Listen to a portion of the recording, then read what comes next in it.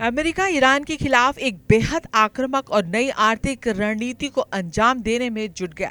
एक रिपोर्ट के मुताबिक अमेरिकी वित्त मंत्रालय यानी ट्रेजरी डिपार्टमेंट ने इसके लिए जमीन तैयार कर ली है।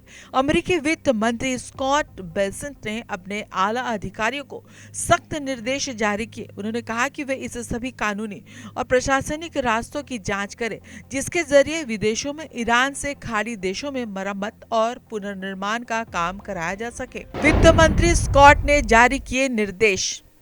ईरान की फ्रीज संपत्तियां होगी जब्त, खाड़ी देशों की होगी मरम्मत और पुनर्निर्माण। वॉशिंगटन का मानना है कि ईरान ने मध्य पूर्व खाड़ी के जिन देशों को अपने हमलों से भारी नुकसान पहुंचाया है उसकी पूरी आर्थिक कीमत भी अब ईरान को ही चुकानी होगी। इसी बड़ी राजनीति के तहत अमेरिकी ट्रेजरी विभाग ने खाड़ी देशों से संपर्क साधा है।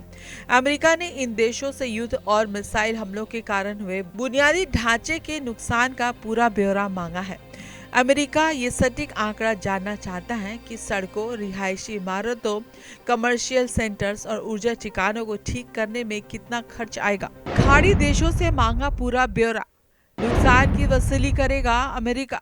हालांकि अमेरिकी प्रशासन ने अभी तक ये पूरी तरह साफ नहीं किया कि वो ईरान की किन किन संपत्तियों को इस काम में इस्तेमाल करेगा। विशेषज्ञों का मानना है कि इसमें विदेशों के बैंकों में फ्रीज पड़े ईरान के खाते, भारी भरकम नकद राशि या फिर अंतर्राष्ट्रीय समुद्री सीमाओं में जब्त किए गए ईरान के विशाल तेल टैंकर और जहाजों को शामिल किया जा सकता है। अमेरिका की इस चौंकाने वाली योजना से ईरान के होश उड़ गए हैं और उसके आर्थिक तंत्र में हड़कंप मच चुका है। फ्रीज नकद राशि का होगा इस्तेमाल, ईरानी तेल टैंकर भी निशाने पर। अमेरिका का ये बड़ा प्लान ऐसे समय में सामने आया जब दोनों देशों के बीच पर्दे के पीछे अप्रत्यक्ष शांति वार्ता भी चल रही है। ईरान लगातार वैश्विक मंचों पर यह शर्त रख रहा है कि किसी भी कूटनीतिक समझौते के लिए उस पर लगे कड़े आर्थिक प्रतिबंधों को हटाना होगा। साथ ही विदेशों में फंसे उसके अरबों डॉलर के फंड को भी तुरंत रिलीज करना होगा। रिपोर्ट के अनुसार इस शांति वार्ता के बदले ईरान ने अमेरिका से अपने करीब 24 अरब डॉलर की फ्रीज संपत्ति को तत्काल जारी करने की बड़ी मांग रखी है। प्रतिबंध हटाने पर अड़ा ईरान, 24 अरब डॉलर की डिमांड।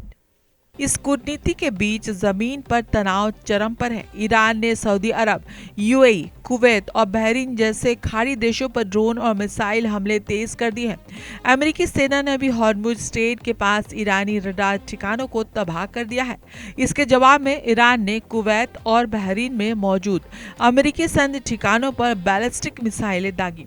कुवैत के रिहायशी इलाकों के ऊपर से 7 मिसाइलें गुजरी जिससे भारी नुकसान हुआ है। बहरीन में भी लगातार सायरन गूंज रहे हैं और लोग बंकरों में शरण ले रहे हैं। हॉर्मुज स्ट्रेट में भीषण सैन्य टकराव, अमेरिकी ठिकानों पर मिसाइल हमले, कुवैत बहरीन में हाई अलर्ट।